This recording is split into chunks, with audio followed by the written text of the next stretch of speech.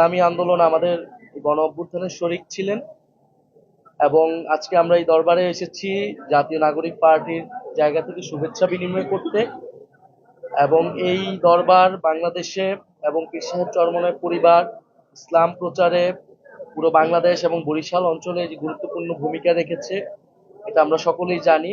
আমরা আজকে এখানে এসেছি ওনাদের সাথে কথা বলতে এবং ওনাদের থেকে এবং পীর সাহেবের কবর জিয়ারত করতে এবং সার্বিকভাবে বাংলাদেশের বর্তমান সময়ে আমাদের সংস্কৃতি, আমাদের ধর্ম, আমাদের রাজনীতি, দেশের মানুষের অবস্থা এবং ইসলাম নিয়ে আমরা আলোচনা করব সংক্ষিপ্তভাবে। না, আমরা তো বিভিন্ন জায়গায় অনেক, এখানে ঐতিহ্যবাহী মাদ্রাসা রয়েছে, দরবার শরীফ রয়েছে। রাজনৈতিক ভাবে তো আমাদের একটা যোগাযোগ আছে, সেটা আমরা তো রাজনৈতিক ভাবে তাদের মানে অফিসেও গিয়েছি, বহুবার আমরা অফিসিয়ালি কথাও বলেছি। আজকে মূলত সামাজিক, সাংস্কৃতিক এবং ধর্মীয় জায়গা থেকে আমরা ঐতিহ্যবাহী বিভিন্ন জায়গায় মসজিদ, মন্দির, মাদ্রাসা, দরবার শরীফে যাচ্ছি। সেই জায়গা থেকে আজকে আমরা এখানে এসেছি।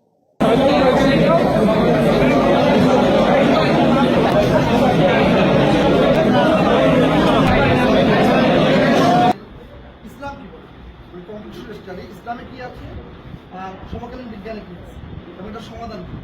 যেমন কেউ কারো ডিএনএ টেস্টের মাধ্যমে বলবো যে এরা অমুক, এটা কিন্তু ইসলাম 1400 বছর আগে সমাধান দিয়েছে।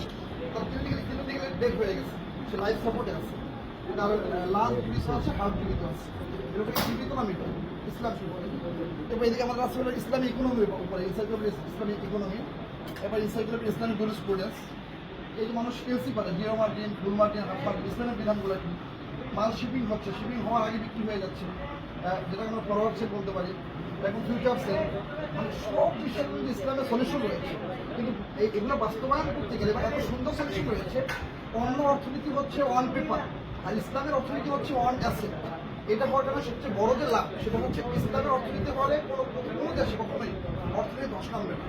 এটা বাস্তবায়ন করতে হলে অবশ্যই আমাদেরকে রাষ্ট্র ক্ষমতা থাকতে হবে এবং এই ইসলামের থিওরিগুলো যেগুলো এত চমৎকার, এত সুন্দর যে আমরা পর্যন্ত বলতে পারি যে বাস্তবসম্মত থিওরি কিন্তু ইসলাম।